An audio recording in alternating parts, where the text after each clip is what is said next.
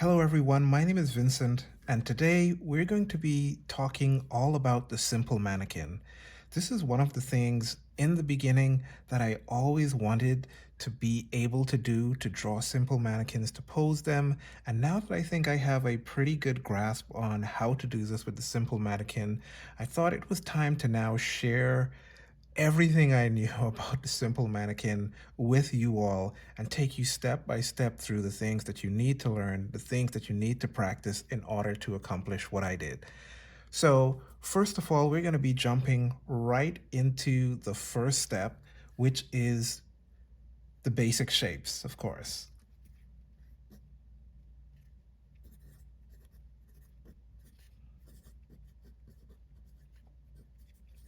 And the basic shapes that we're going to be looking at, of course, are the cube, so the cylinders, and then there are various shapes you can be using for the feet, which we're going to be using kind of a wedge shape, and uh, some more wedge type shapes for the hands. So of course you have the basic cube.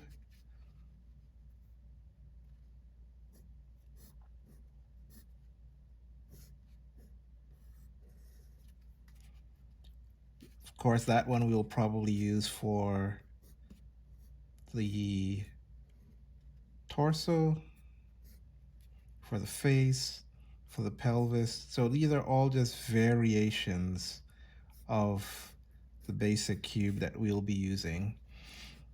Then we have cylinders, things that we're going to be using for the neck, for the waist, our abdomen area, and of course for the hands and legs. So these cylinders, there are various ways you can be doing these. Um, you can draw them like proper cylinders if you want to. Just keeping in mind with the cylinders that the direction is based on where can you see the hole facing you, or is the hole kind of facing away from you. So if I take this same concept and put it on this end, now you can see that, hey, this side is narrower to you versus this side is narrow to you. So basically the side with the hole for the cylinder is always closest to you, right? And there are various ways you can stylize your cylinders to make them look how you want. For the feet, for this exercise, we're going to be using this type of wedged shape. So it's technically a cube in the back with a wedge shape in the front. So this may be something you have to practice a little bit, but once you eventually get it down, and of course I'm going to be drawing pretty quickly here to get through everything that you need to know. And then of course you have the hand shape, which there are different ways you can be doing this, and depending on what side the thumb is on, something like that. So these are the basic shapes we are looking at in terms of creating our mannequin. The next thing we want to think about is how these shapes change in space, because you're going to have to be putting them in different position, and this is something you're going to have to practice quite a bit. But the thing that we will be keeping in mind is the horizon line, right? Or the eye level.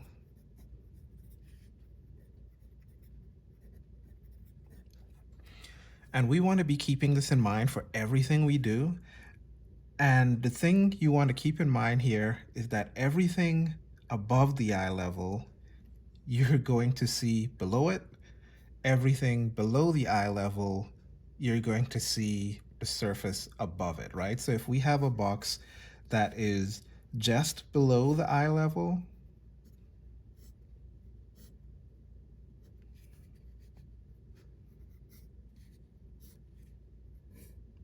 you're going to be seeing this top surface here. And in that one, I made a cardinal mistake of drawing a box that only showed two sides. Normally, when you're trying to construct dynamic 3D shapes that are believable, you want to go where you can see three sides of the shape. So normally you want to stay away from things that are facing dead on. So you want to see one, two, three sides, right? So if you see, these are right below the eye level, and so you can see the top surface as well as the sides. Now, if there was a cube that was above the eye level, then we would see the opposite, right? We would see the underside of that.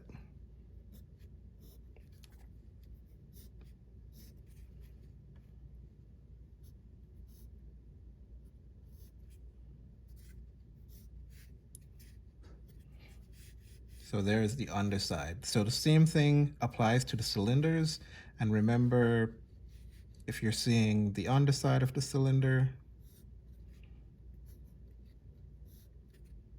like that, if you're seeing it from this side, you're seeing the top of the cylinder facing here, the bottom of the cylinder facing here. There's something else you want to keep in mind, and in this demonstration, we won't focus too much on it, but the amount of the surface that you can see increases as you move away from the eye level, right? So if this is at eye level and there's another box down here, you want to be showing more of the top surface.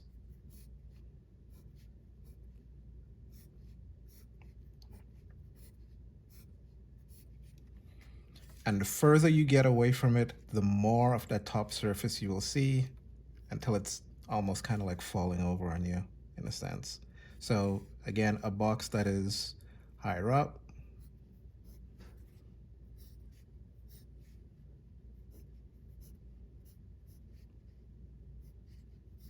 we're going to be seeing even more of the top of that box, of the bottom of that box. And if there's something right at eye level, then of course you'll be breaking that rule and kind of going where you can't see the top, and now below you can't see the bottom. Okay, but we won't be doing too much of this, maybe just slightly, and the same thing is for all those other shapes that we're going to be using here.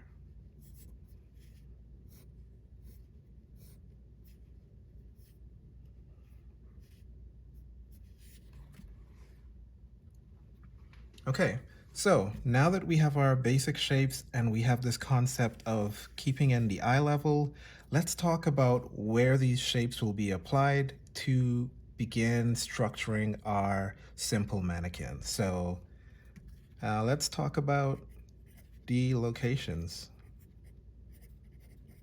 for these shapes. So of course we have, first of all, you always think about your eye level. For this, I'm going to put it somewhere kind of here for the eye level. And so we're going to draw our head. That's going to be a small cube, or kind of like a rectangular cube in a sense. And now this is above the eye level. So we are going to be seeing just a little bit of the underneath because I'm drawing it fairly close to the eye level there. So my angles won't be as sharp. The further you get away from the eye level, the angles start getting really sharp. So.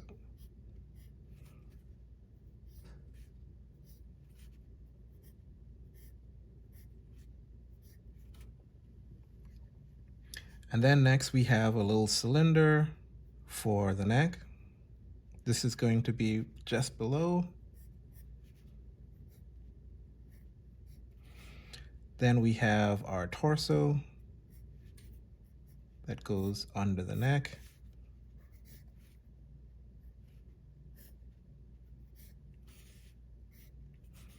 We're going to have a cylinder for our abdomen section.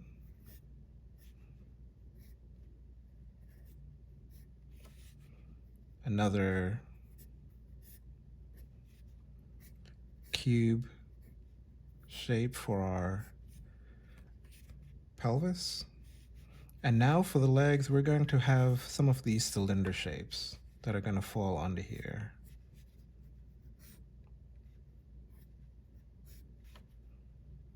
We have a little knee that I'm going to do as a little ball or circle.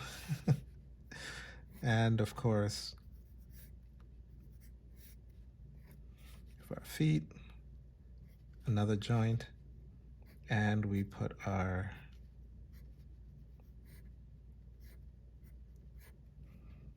cube for our feet. The hands or the arms are similar. We have our cylinder. Now, because we drew it this way, that means that arm is coming towards us because the hole is facing us. You can put a little ball in there for the joint. And then we got some hands.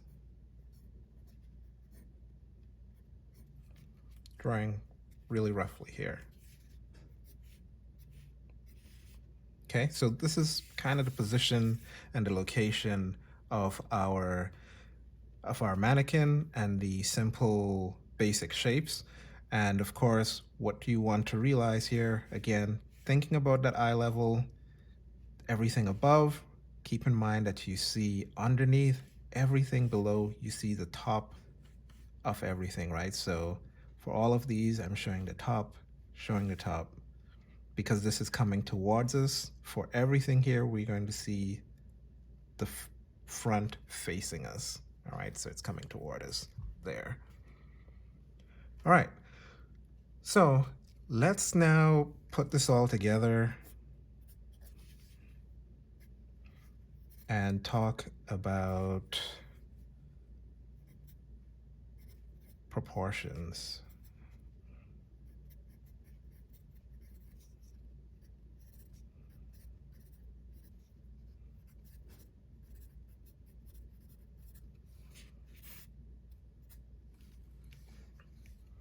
All right, so again, we start with our head. I'm going to assume a similar eye level here.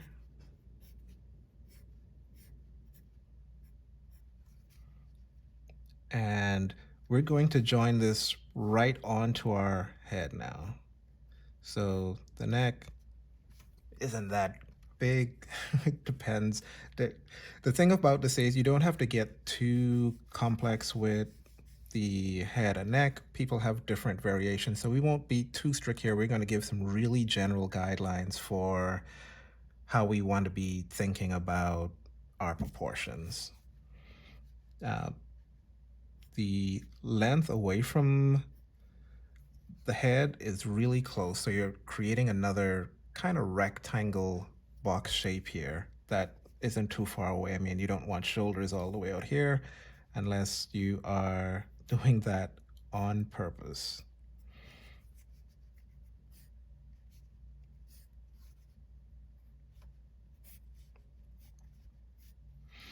Now, in terms of your chest area, it's normally a little bit longer than the head. Again, this will vary from time to time, and as you do more drawings from references, you will kind of get a feel for how this works out. Now, because we are drawing our torso and it is under or behind our chest area, we will only be seeing a tiny little bit of this. One way to simplify how this looks is to, instead of trying to draw an entire cylinder, you're basically just representing that, hey, there is a curved surface under here that's behind. And then, of course, you can draw the rest of your curve coming here to represent your waist or cylinder area. And this should normally be fairly small, much smaller than this, probably a half to a little bit less than a half of your chest area. Then we go into our pelvis. This will be slightly shorter than our chest area.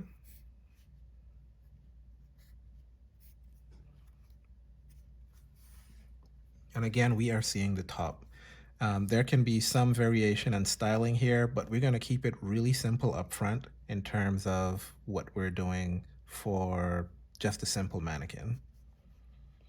Now, for our hands, there is a simple metric that you can use here to figure out what your proportions should be, and it is this, of course. The hands come from the socket here. I'm going to draw these hands facing down. The first joint is basically around the waist or the belly button area, which is right within the abdomen. And when you draw your second cylinder, that one actually stops right at the bottom of the pelvis in terms of length. And then you can add in your hands.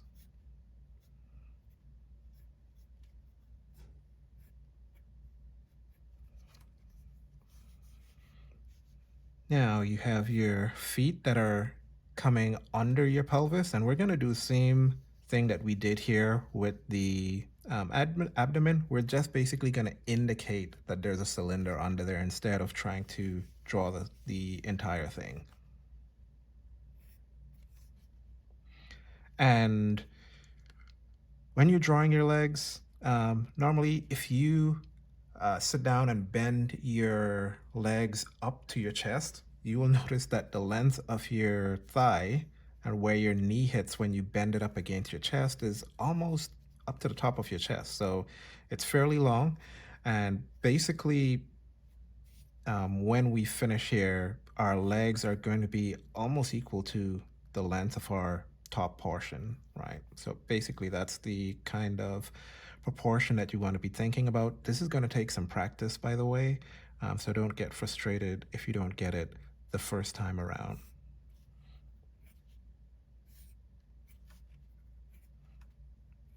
And we're putting in our legs here.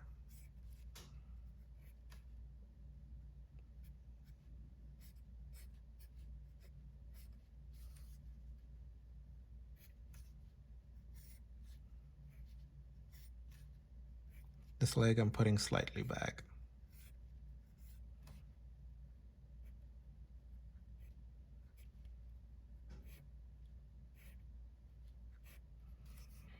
Okay, so there's our mannequin. So of course we want to be thinking our arms really meet here. Our wrist is meeting around the bottom of the pelvis. And one of the things you can notice here is that we want to be keeping, we want to pay attention to our lines as well. So this is kind of halfway, approximately, not really. Pay attention to the lines that you're drawing as well. One of the simple ways to do it is that all of our lines that are going across here are going in the same direction, even to down here, right? So there's a slant on where my knees are as well, and where my feet are. Normally, you should be headed to a vanishing point. We're not going to overcomplicate this right now. We're going to keep it fairly simple, and we just want them to all be facing at least in the general same direction. And the same thing happens with the lines that are going back this way, like this line here and these lines here, right?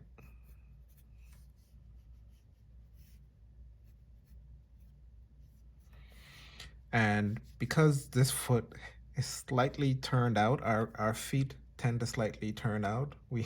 When we stand, we tend not to stand with our feet straight down. We tend to stand with them at an angle. So in this case, our feet have moved away from this straight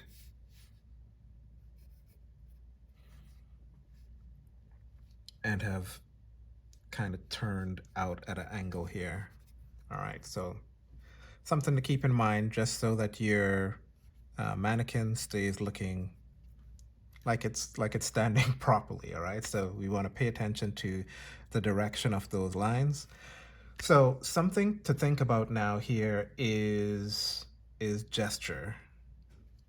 Um,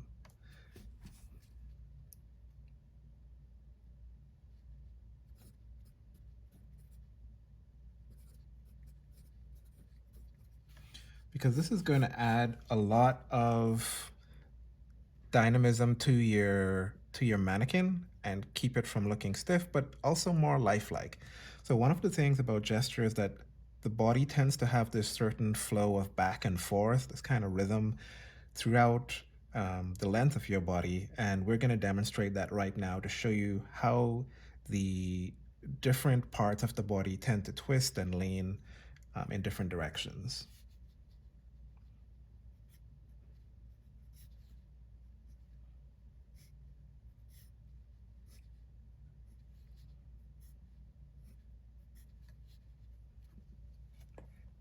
So we have our head, and then when we move into our chest area, this tends to go inward, and I'm going to over dramatize this just slightly. Then we have our abdomen section there, which is a cylinder. Our pelvis tends to go backwards.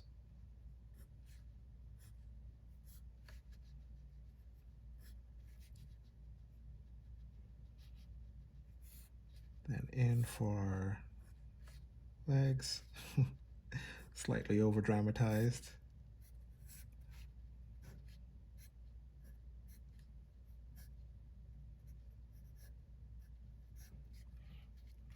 Okay, so we tend to have this kind of motion out, in, out, in, out, in, and out. So the heel actually comes out just slightly a bit. So that's kind of the general rhythm of the body as well. And then, of course, as we keep in mind our proportions, which about half, as you notice, I'm not getting over concerned about the actual proportions. Again, this takes some practice, so don't get frustrated if you have some issues early on. One of the things that I really struggled with in the beginning was getting proportions right, and it was really frustrating because it just throws everything off. But over time, drawing from references and practicing again and again and again, that becomes kind of standard. So if we think about our proportions again and where things should go, if we have our arm here, we know that our elbow should be here, our forearm, and our hand.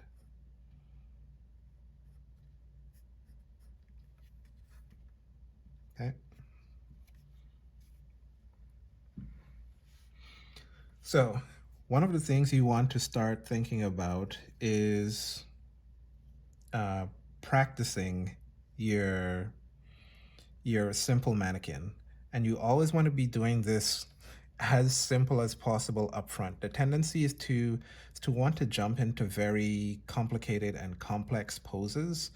And a lot of the um, reference packs and stuff like that, they have really complex poses that people almost never take in life.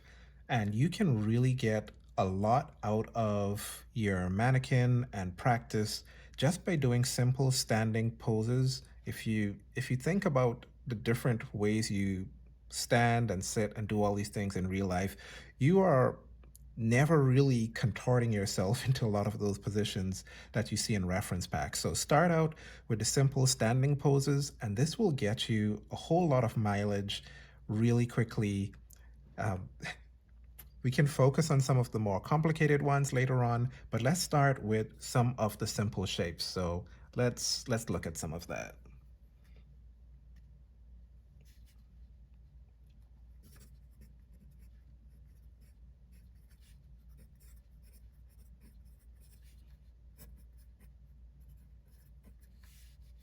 simple poses first, right?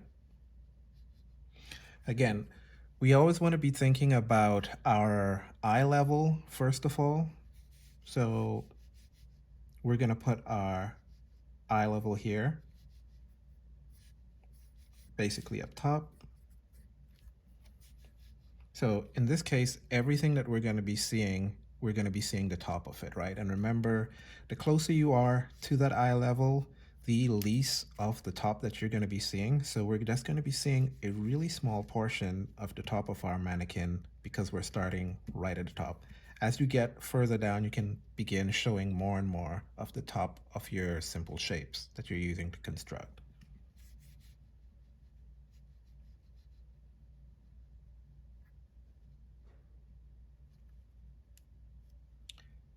The lead is done. Let's get a new one out.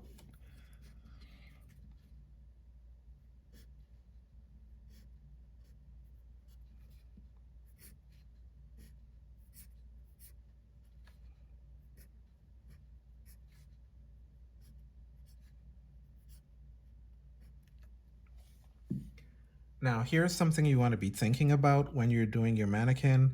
If you're going to be drawing, it depends on how you want to draw, right? If you're drawing direct, like I am doing right now, one of the good habits to begin thinking about is what objects are going to be in front and what objects are going to be further back. So if my mannequin has their arms crossed, then the arms are going to be in front of the torso. So I probably want to draw the arms first and then come back to drawing the torso afterwards, right? So these are just some things you can begin thinking about once you have begun practicing your simple poses. So I've got my shoulder joint and I'm going to draw the arms crossing.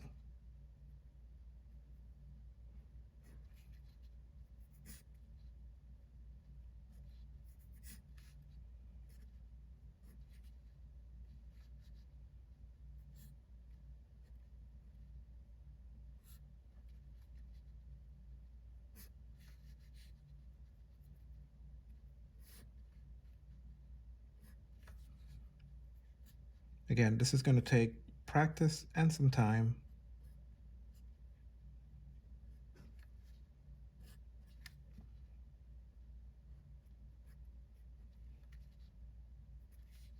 Okay, and now I can go ahead and draw the rest of my torso.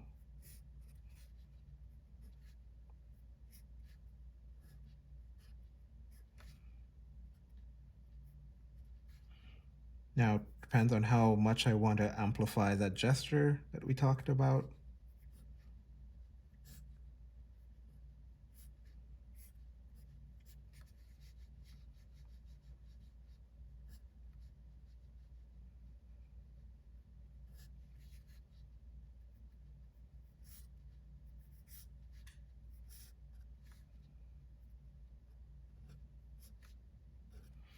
Everything's below the eye level, so we're going to be seeing down on everything.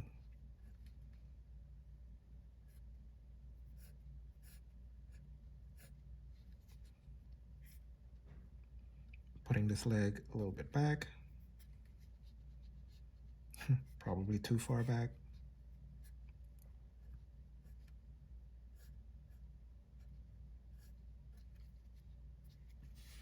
And let's draw one more person over on this side.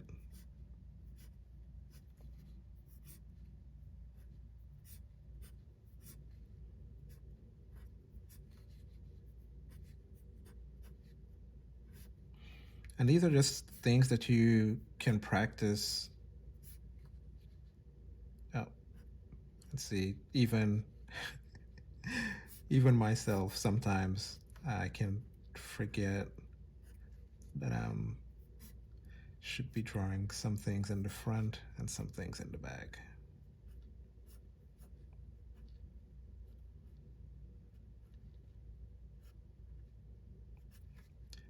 So this one, we'll put a little briefcase in this person's hand.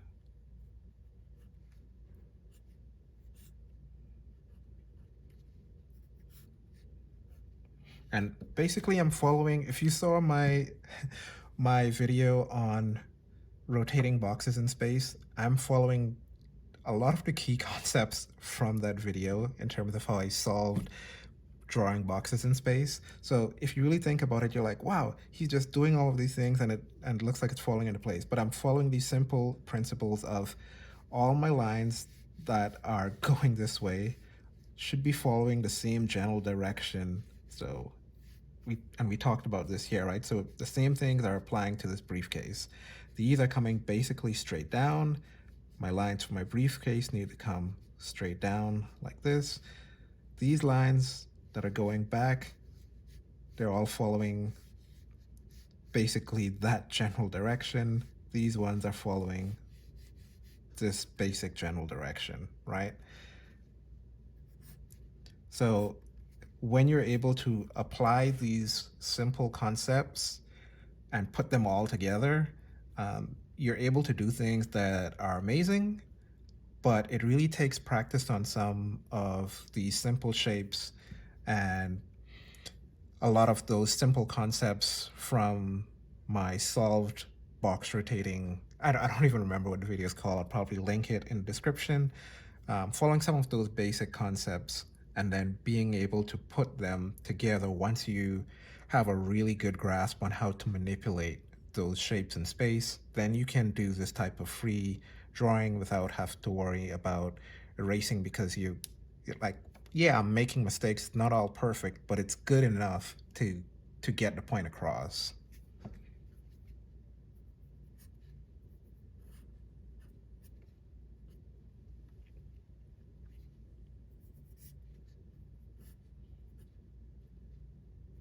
And I'm basically using my proportion measurements here, knowing that the wrist should be right about at the bottom of the pelvis, the elbow. So I'm always thinking about proportions as I go along.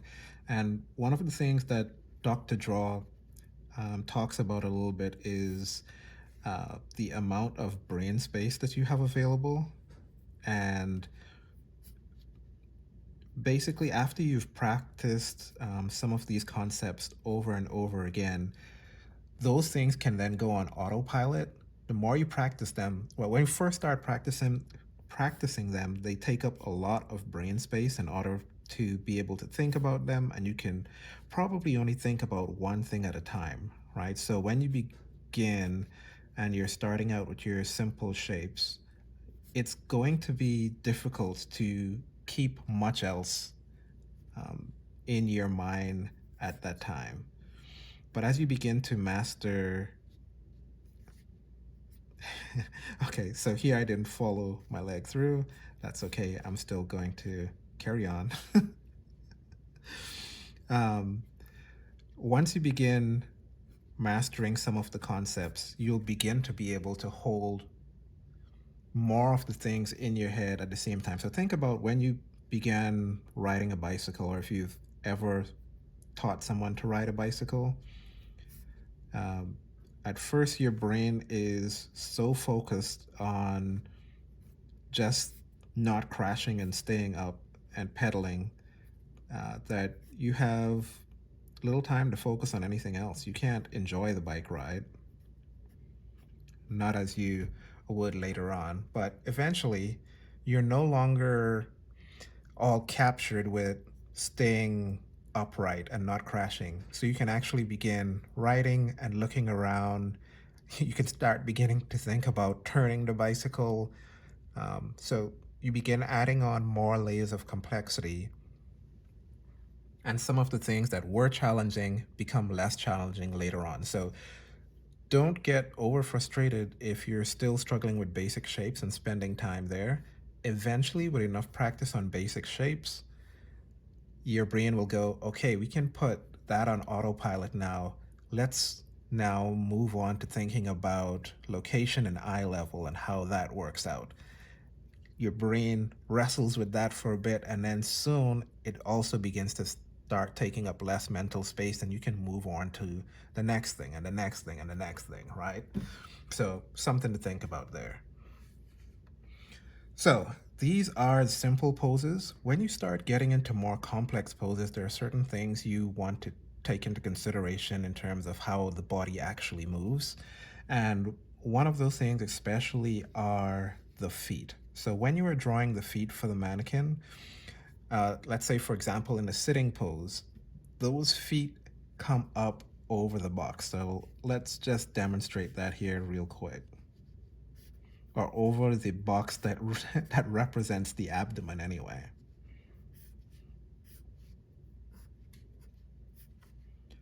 So we have our chest, we have our waist, and now because I know I'm going to draw our seated feet, I'm not going to draw the front area as yet. Now, we're going to have our feet coming out here and one of them going slightly out here, right?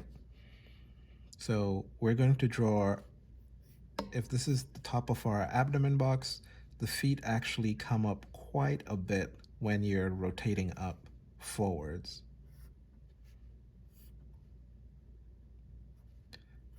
Again, it depends on how you want to represent these feet or these cylinders. I have I have different ways that I think about them sometimes.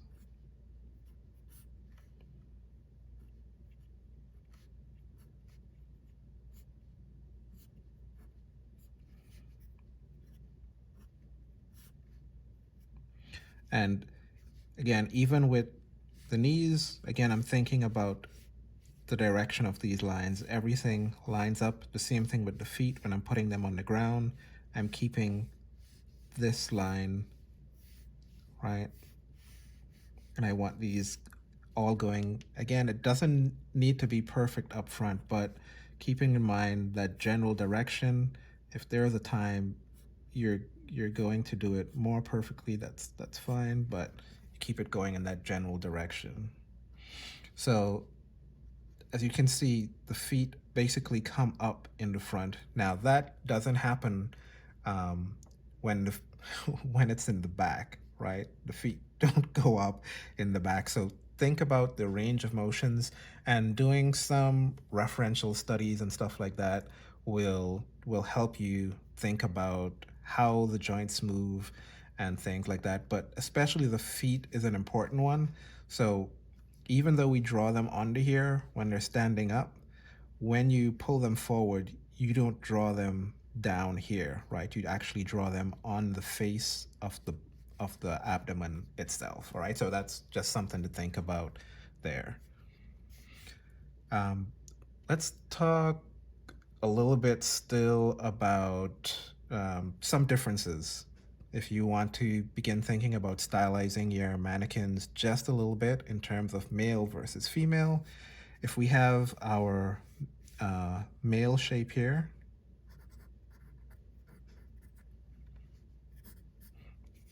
we end up with more of a broad shoulders, and going down into the torso, into the pelvis is going to be almost the same size. So let's see if we get a male figure in here. Notice I'm always opting to draw my mannequins leaning out to the side because, again, we want to avoid the situation here where you're only seeing one, two sides. To really make things look dynamic, again, you want to be having one, two, three sides visible for the most part. I guess as you become more of a professional, then you can stylize and you'll have opportunity and reason to then do some more of that in your broader scenes. But so here we're going to do slightly broader shoulders. You can figure out how much you want to exaggerate this. And then we're going to leave off the hands just for now. We're going to cut this back in here.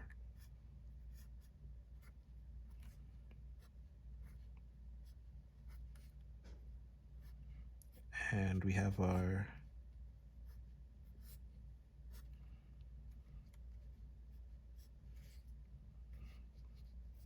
so there isn't much difference from the waist into the abdomen, from the waist into the pelvis. And again, just our indication that we're looking at the top of the cylinder. There is not much difference in the feet themselves unless you are stylizing ah stylizing your characters. Again, thinking about where that knee should be, I'm keeping in mind this line here, right? And again, this comes with practice. My brain is beginning to know to look for those things. And of course, I drew that feet too big as I was saying it. For the female, we have a slightly smaller torso, and then there tends to be a flare at the bottom of the pelvis area, and it also comes out slightly on the top.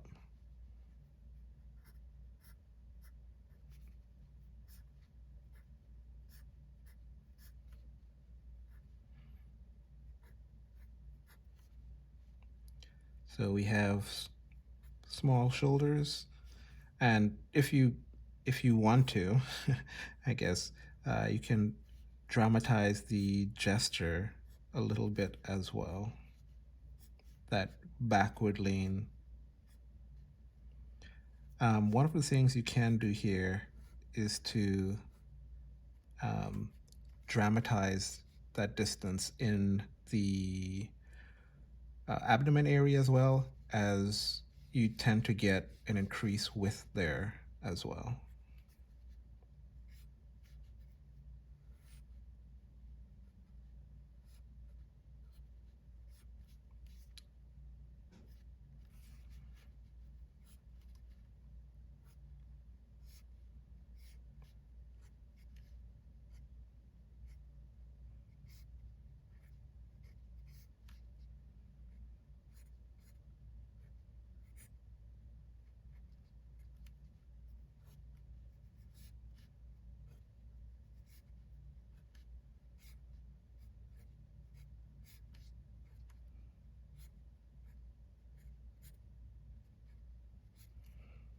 Okay, so those are the basic things, and once you start getting uh, these basic concepts into view, then you can start thinking about more complex um, gestures and stuff like that.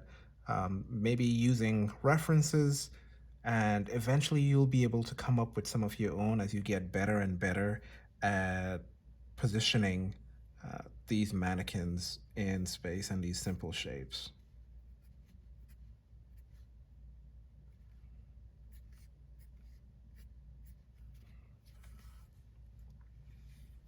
Just one more of the things that I wanted to point out is in terms of positioning the head, especially up and down.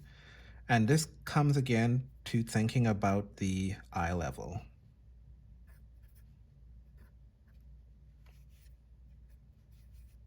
So if this is your eye level here and you want to draw the mannequin looking down, normally if the mannequin is looking straight ahead, you will only see just a small bit of the top of the head, like we were doing in most of these. Most of these are just below the eye level. Now, if you want to show that your mannequin is looking down, you basically tilt the head down more, which means you get to see more of the top of the head. So in doing that,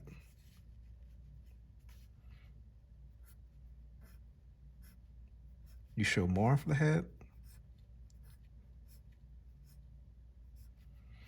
more of the top, and now your mannequin is looking down.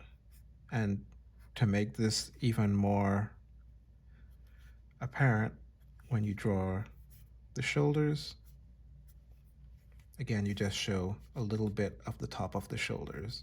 Now you can see that the head is really looking down. Maybe they are, um, maybe they're looking at their watch,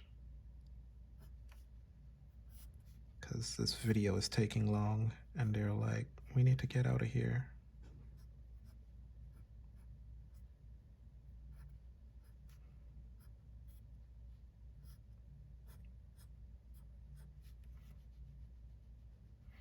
They're like, bro. And we can show this hand's pointing at this watch. They're like, time's going.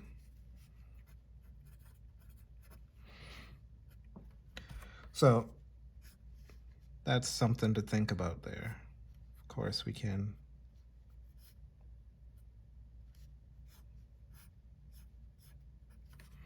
add in all those different things. So eventually, we begin to move on to more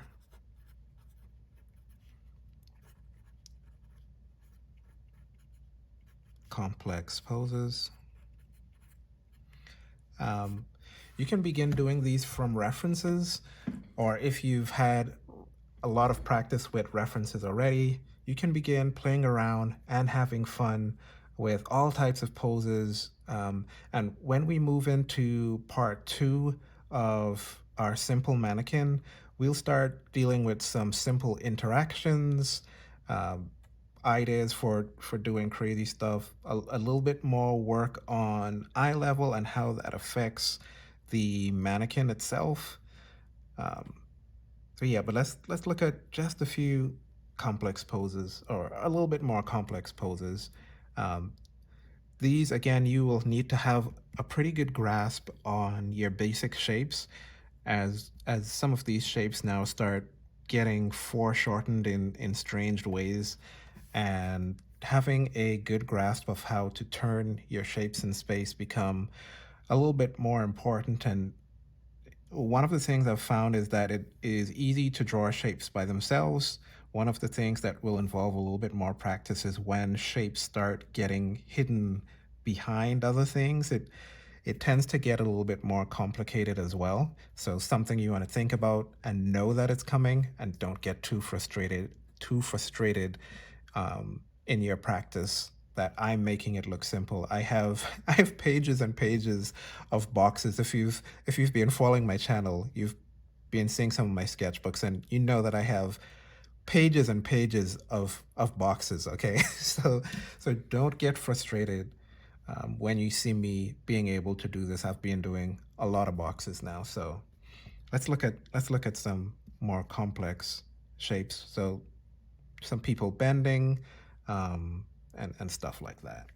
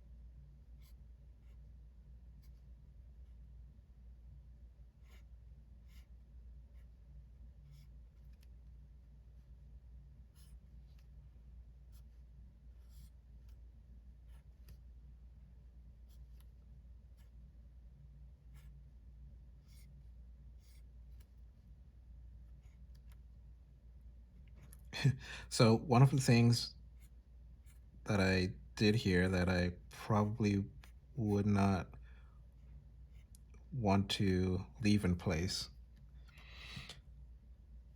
keeping in mind the natural movement of the human body. Normally, if you have a hand forward, that leg will be going backwards. So here I have both hand and feet going forward at the same time. So, you know, uh, you can't win all of them, right?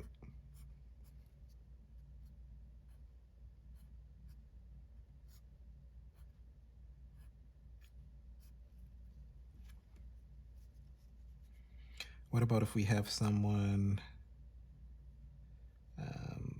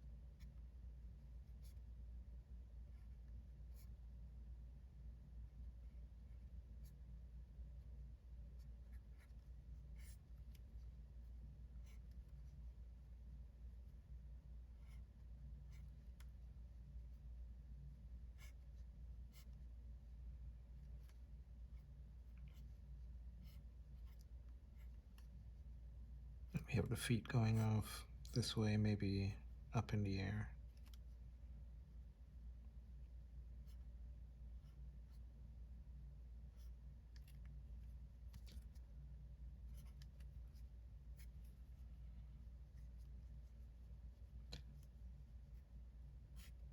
Maybe we have someone doing some.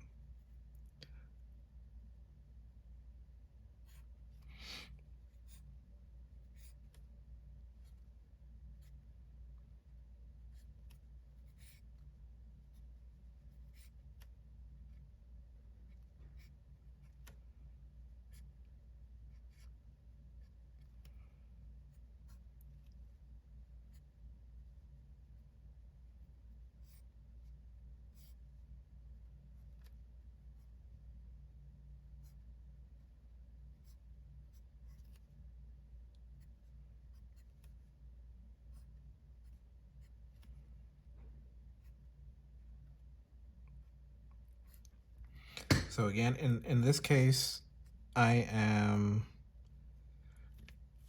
also thinking about which side of the shapes will be up, which sides will be down, and taking that into consideration as I draw my shapes. Again, this takes quite a bit of work, and I don't know if I've mastered it all myself yet, but um,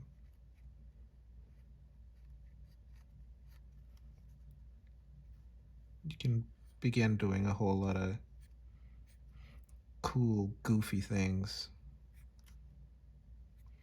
once you start getting a grasp of this. And that's what I really like about um, learning the basic mannequin, and you basically have um, a tool to begin playing around with all kind of different stories, all kind of different interactions, and of course, in part two, we'll be getting into more of that. But you know, this is a really good foundational building block. It's something that's in the beginning part of the Tom Fox course. It's something that Kim Jong Gi um, talks about quite a bit in terms of being able to draw his characters in space, because when he's doing them, he's thinking about these shapes, and you can see how we can start positioning things in space as well when we're thinking about our basic shapes, our basic mannequin, keeping in mind our eye level. And we'll talk about how to place multiple mannequins on the page and get them lined up using the eye level so that they look like they're in the same place. Like these guys here, because they are following basically the same eye level, they look like they could be having a conversation here. This guy isn't so happy with this guy. But you can begin doing a whole lot here with these basic mannequins. And this is something that I wanted to do forever. And I'm so glad that now it's finally coming together and I can draw these things. As you can see, I haven't even erased once. So whether you're using pencil or using pen, a good thing to get in the habit of is not erasing too much, right? Like draw it, make the mistake. If you make the mistake, it's okay. Just draw another one, right? Because you also get in the habit of creating lines that are more confident and very clean, right? So this is another reason why my sketchbooks end up to be pretty clean looking now, because I've gotten in the habit of putting down more intentional lines. So I'm actually thinking before I put down the lines. And now that I've done it so much, hmm, I'm not thinking as much. I can move much faster because my brain is doing all that thinking in a kind of automated state. But this is where we're going to stop for today. If you found this helpful, have you been using the simple mannequin? I don't know. Let me know in the comments. Do you think uh, the mannequin is useful? Have you been using it? If you found this helpful, leave a like, leave a comment, think about subscribing, and we look forward to a part 2 of this simple mannequin process where we'll really jump into complicating this just a little bit more. Okay, see you in the next video. Bye.